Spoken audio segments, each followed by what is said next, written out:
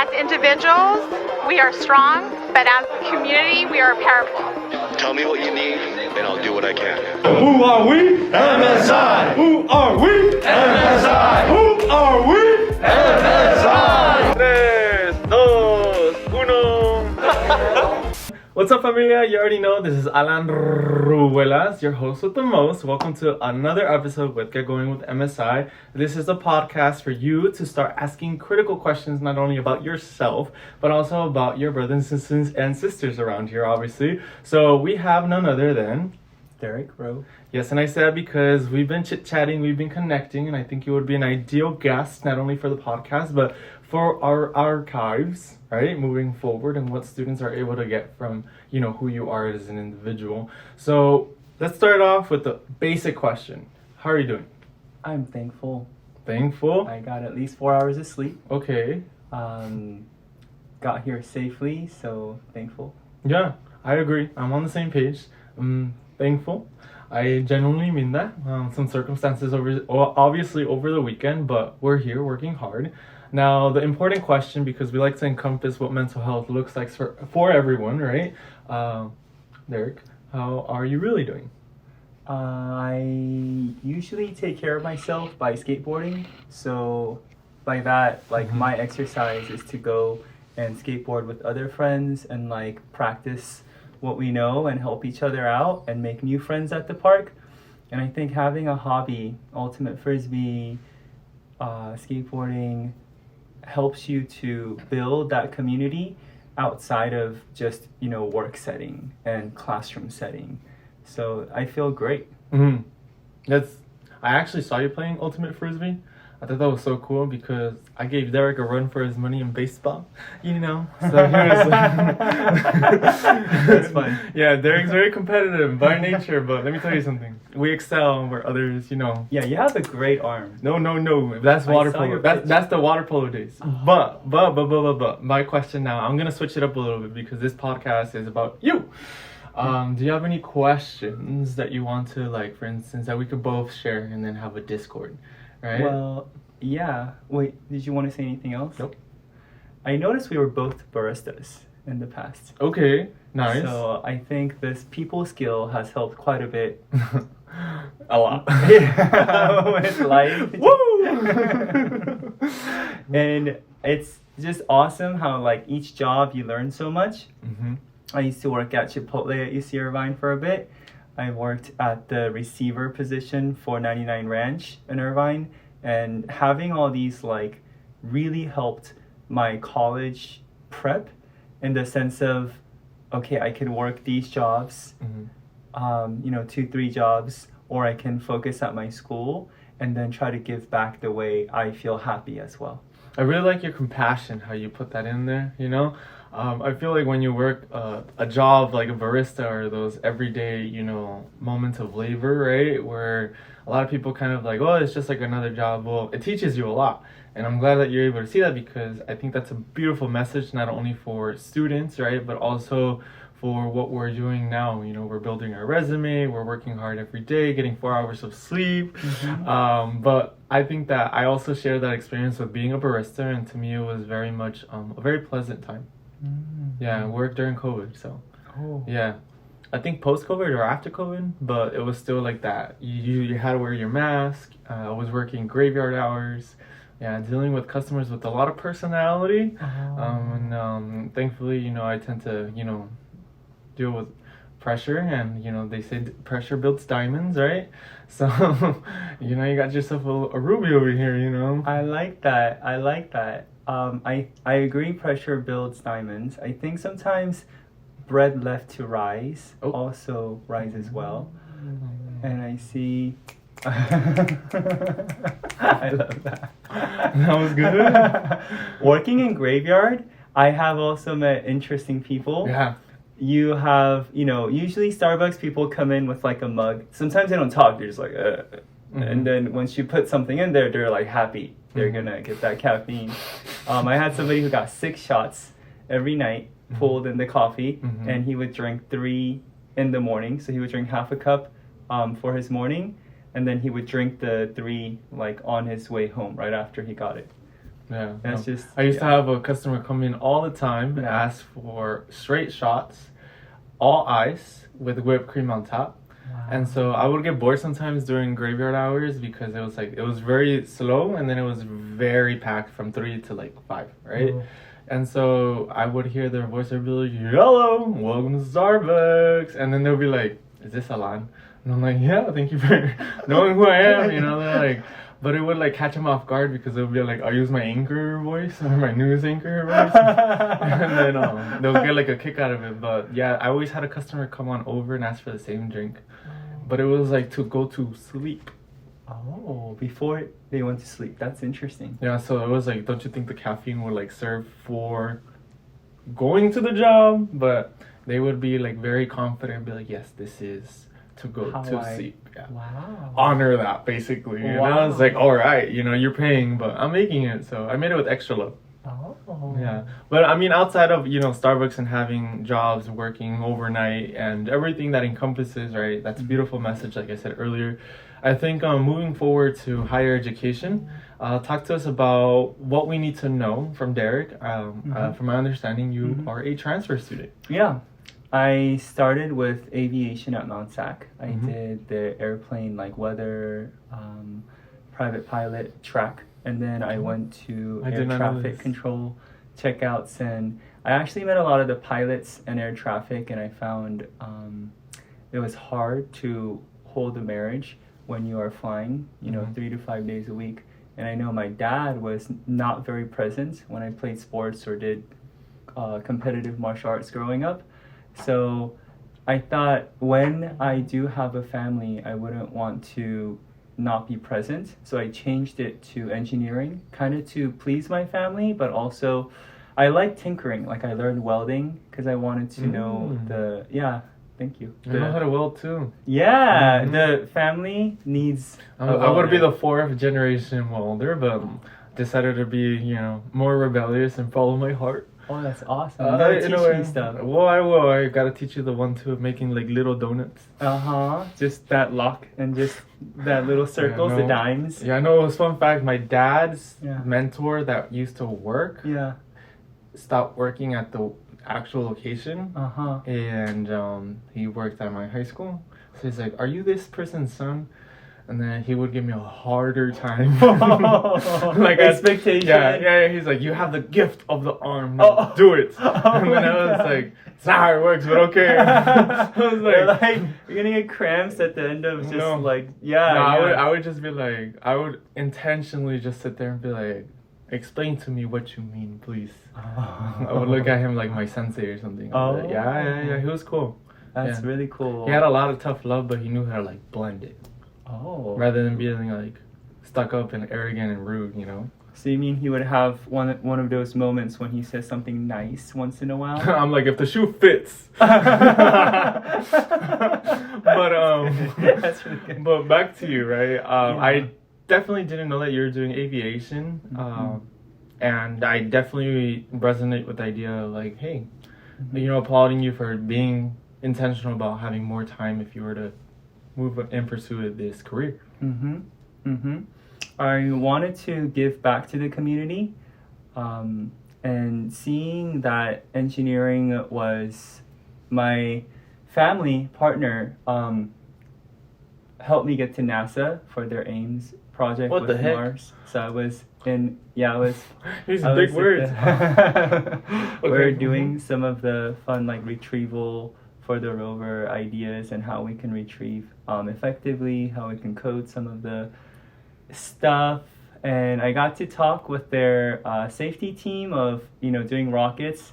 You have to have somebody look over it. So in the past, I heard they didn't have a safety team in NASA. You just put rockets on a chair and just see how that goes up. And but now, safety's priority.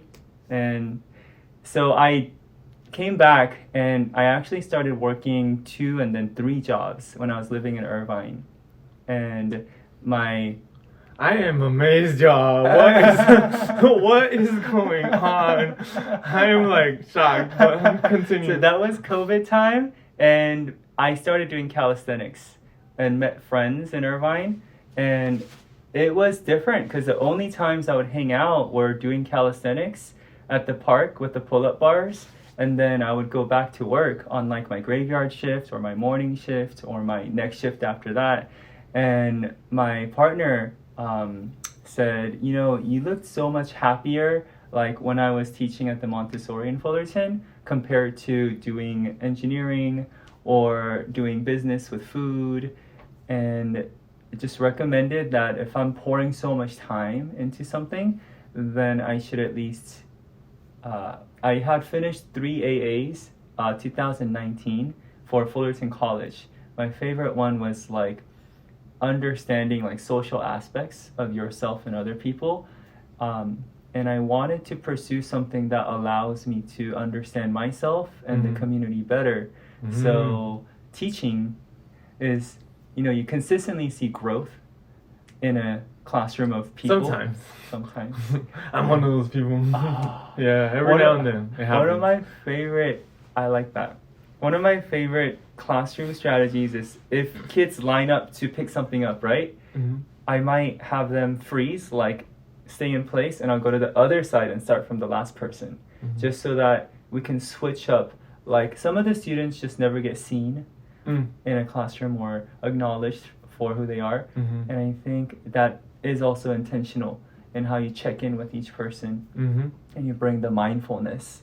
I know a lot of ideas are great to talk about, but implementing it in life, such as school, like a lot of us talk about, you know, being busy with work and school and taking 15 plus units while working, and some people have kids and they're hustling, and we always talk about being mindful, but we often sacrifice our sleep to play with friends, or we buy food and worry that our card might not have enough in there, but we still want to hang out, and we risk, you know, the finance going through. Today I went to McDonald's and it said insufficient funds, and I was like, well, that doesn't make sense. Yeah, I'm working so hard. You get the joke? Yes. I'm like, oh my gosh, the irony. Oh, but to my point, that is a very good approach as well. Now that I think about it, this is why I like talking to you so much. This is also the intention behind the podcast, giving, you know, space and spotlight to individuals who might be, you know, either working super duper hard and might not have time, and people, you know, often when we go to our brother to brother gatherings or the retreats, or, you know, they're like, who is that person? And now they have no excuse to not click and do like their devoted research, right? I know Dr. Martinez does that very well with every episode. So that is a good exercising tip to just do, because I think that sometimes we get, you know, so busy we don't know who people are. I agree. There's so many people that we can check in with, but we just get used to it, maybe just with the classroom full of people. Going to the men's conference, the MSI retreat. Yeah, Wymock? Yeah, Wymock was beautiful. Oh, the retreat. Oh, the actual retreat. Okay. Yeah. The retreat. Okay. Yeah. Wymock is the whole. Okay, I gotcha. I think it's the San Diego one. Yeah. The one's in San Diego, but the retreat. Okay, yeah, I got you. Okay, Yeah. going back to the retreat. Okay. Okay, we Yeah. did the zip lining, we did rock climbing. Some guys have never rock climbed before. I started rock climbing in college, but seeing it like Jeremiah, seeing Daniel, seeing some of the guys just try things for the first time was so beautiful, because then we can see somebody learning something and being their true self. If you want to see somebody be their true self, you got to do stuff like eat with them, go surfing with them, you got to climb.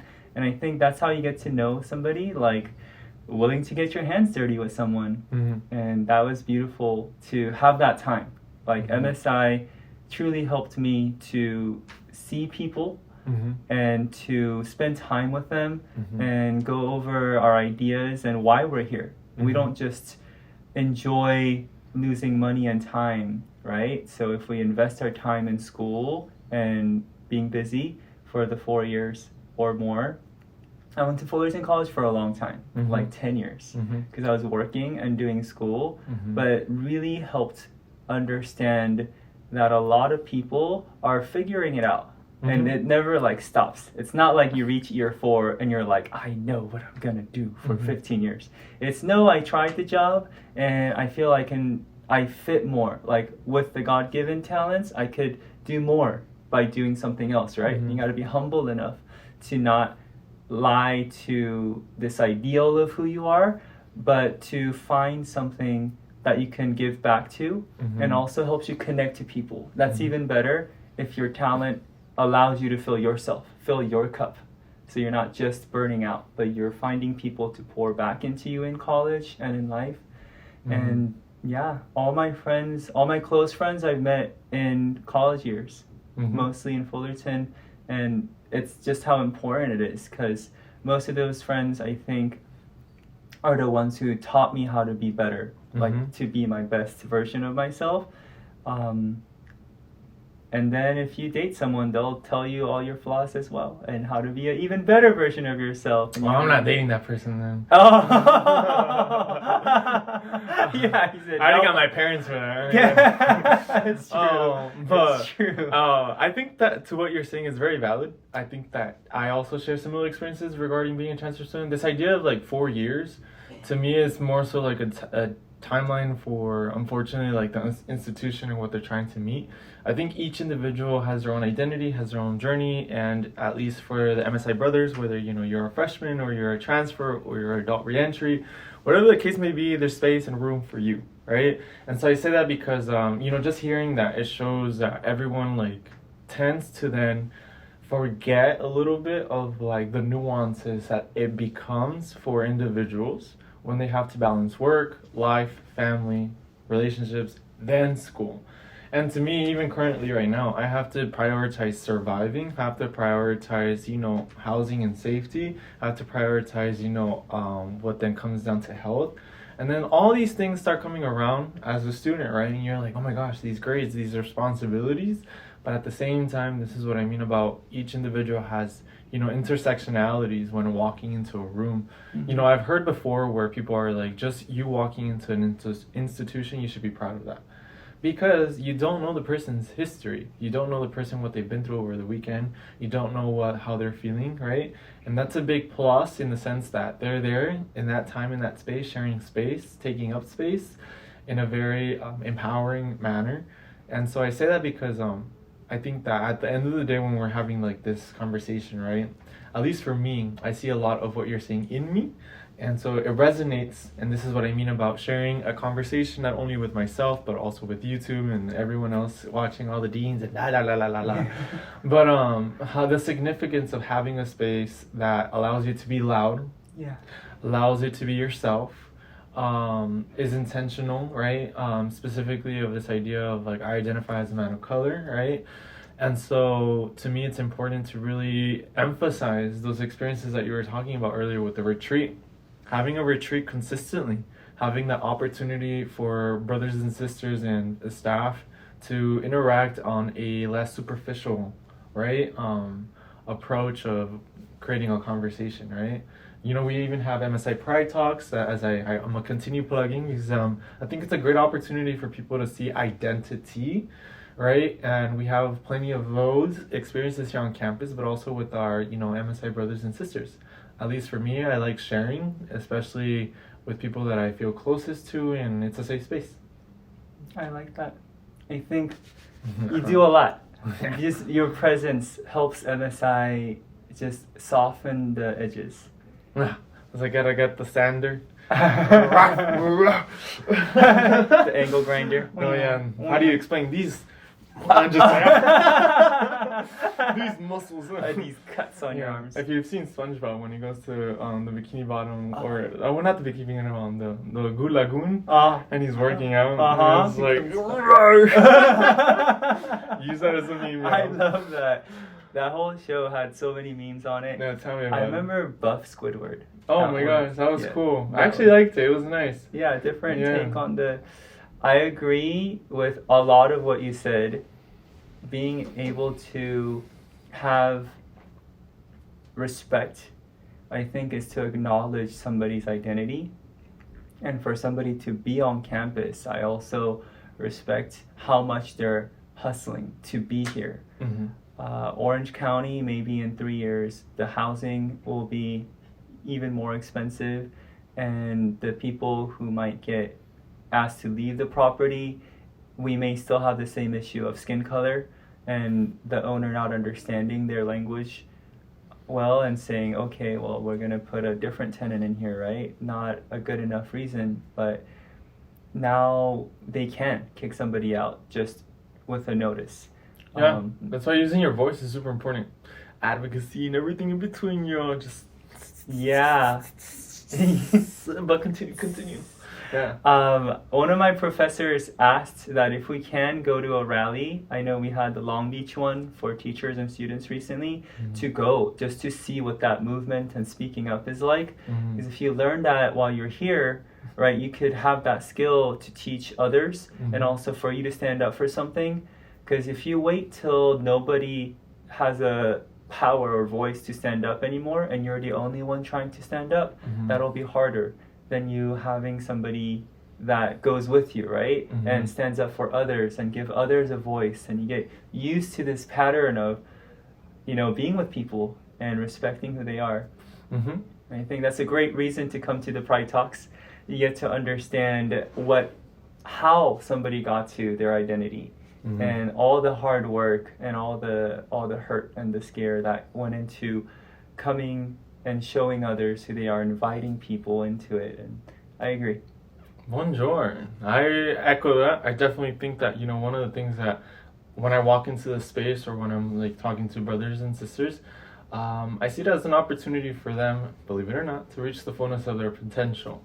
And we will continue coining that sentence, but I say that because I just think that when we have the opportunity to see how many leadership roles or how much they're doing and how much they're devoted to such a space and how loud and proud they are, right, it makes a difference, right? And this idea of, that you referenced earlier about like advocacy and what that looks like, yes, using your voice and what you're passionate about, no one should tell you otherwise as to how you are then feeling, but also allowing yourself to feel passionate about a cause, right? I think that's the idea of not only brotherhood, right, but also that idea that encompasses behind community, right? So thank you for saying that. Obviously, from a student to another student, I think that is a very valuable message as well. As you could see, my aura today is very thankful, very, grateful for a lot of sentences, a lot of comfort, a discord. I like that. Yes. So moving over to a new topic, Derek, what do you want us to know about you? Kind of like an opportunity to speak with the brothers and sisters, or a message that you would like to leave them with, assuming like a year passes by or whatnot, and they're clicking this and they're like, hey, I just want to like kill some time and just look over some videos. What is it that you want to tell our future students? I would say that I'm just a guy, so use me as a resource if you guys have any questions. For MSI, I just started showing up to the men's meetings, and it's for anyone who's a student to show up. We have a guest speaker sometimes, we have food, we start talking about what ideas we want to do for our campus and for our group, and it's just good to be present. Sometimes you may not get something out of it, right? But you can give to people what your perspective. And finding somebody who can keep you open-minded is very important. So college is probably one time where you become open-minded the most. Yeah. And if you're really hard-headed here, it might be that way for a long time. So finding somebody a space just continue. That was good. Okay. Thank you. I'd say finding that love kitchen. I think this was from the Toltec wisdom. To continue to create love in your own love kitchen is so important, especially learning to pay rent, get all your homework done on time. Some of my assignments are not turned in right now. I need to go just get it done. And we got to take a risk, and sometimes our parents or our peers may not be content with the risk we're taking, but you have to be able to find that you're still gonna do it. And I would say, I like to say, don't live with regrets, in the sense of in the sense of owning that, like who you are, and loving what you do, going to the beach, going Yes. going anything, calisthenics. We have so many beautiful people and events on campus that I think we don't have like a master calendar on our campus, but they're working very hard so that we know what's going on. I often get events on the day of when I'm in class. Come to this breakfast event, 10 a.m. to 2 p.m. And I'm in class and it's like, let's say, like 10:30 when I see it, and I'm like, I'm in something right now. We're trying so hard to plug everyone in. And I see that. And Cal State Fullerton has, I think, beautiful like ethnic studies, where you could learn more about what's in California, like by itself, just knowing the history of where we live and all the things we can do in California. You don't have to go to Europe to have fun. You can do a road trip. Go to NorCal. Yeah. Teach me about NorCal. I just know if I go all the way up, there's sand dunes, I think, all the way up. Yeah, I think that's more in the Mid up? Don't clock me for not knowing my geography. All I'm doing is guesstimating. So somewhere over there. Yeah. I'm pretty sure it has to be next to the Death Valley. Okay. Somewhere over there. But I know NorCal has its like perks. Okay. Yeah. I've heard good things about Shout out to my NorCal. homegirl in UC Davis. Oh. Yeah. That's really good. Yeah, we love to shout out our friends who are doing big things, you know? I like that. Yeah. Yeah, so I appreciate your time. Appreciate yours. Thank you No, for thank you so everything much. you do. No, thank you. Yeah. Stop. Yeah. Because it's about you. Aw. Have you seen SpongeBob? It's about you on your 16th. But no, okay. So I like yes, this. I like cartoon birthday and event songs. Yeah. Since I think it's like trademarked for most of like happy birthday song. Yeah. So like they make their own songs, Yeah. which I love. Yeah, that's usually the case. So that's pretty cool. Oh. Yeah. It was for Pearl. In SpongeBob. I used to watch SpongeBob all the time, so I know this is by heart. It's childhood. Yeah, this is what I should. This is the type of memory I should apply with my studies, but it's with my. Oh, use color with notes. If you're doing Oh, I like do that. It looks like a map- rainbow. I love that. But it doesn't- I love being doesn't able stay, to though. mix that. Huh? It doesn't stay though. It doesn't. No. I try to teach it. If you have teddy bears in your room, No. teach that lecture to whatever teddy bears. Grab someone on campus. Say, Yeah. hey, let me teach you what I learned in class today. Yeah. And then just practice. Just Yeah, talking I do with that. people. Yeah, I do that. I usually talk about things that I learned, and then it helps. But like, we have a kangaroo over there. I would assume. So Yeah. I'll be talking to the kangaroo to go over some notes. I You know. like that. My understanding is from Australia, but okay. I like that. Yes. So outside of that, that's it from my end. Do you have anything else? Anything you would like to ask before we conclude? Yes. I'd say I know you also have a high self-care mindset, taking care of yourself. Bonjour. Uh-huh. Uh-huh. And I wanted to know, is there a big project you're working on? Yeah, I am. Okay. Well, I could share one, but more so. Okay, so this is. Thank you for asking, but yes. So in the grand scheme of things, yes. I think I don't know who it was. I think it was Alex Ortega who asked this, but I'm like, hey, like let me just prepare things before I start talking about them, right? But yes, I do. I'll talk to you about it after, simply because I don't want to take up so much time, right? But the other thing is, right now, one of the projects that I'm looking forward to do is hopefully get a place around the area, to be able to start venturing out, exploring the OC and the LA County. I like that. Yeah. I really like that. Yeah, please stay nearby. Yeah. LA County OC, here I come. Yeah. Yeah, thank you. I appreciate everyone listening too. It's Yeah. like whoever is listening, I hope there were some perspectives you can take or leave, and hope everyone has And yeah, remember, be yourself, your authentic self. Usually that's the best approach to any type of circumstance. So yeah, I think outside of that, Hope to see y'all for the next episode, and thank you so much, Derek, for taking time to talk with us and sharing. You know, you're just like a rocket. You know? Thank you. Thank you. Going up to the moon, y'all. So I'll see y'all soon. All right, take care. Bye.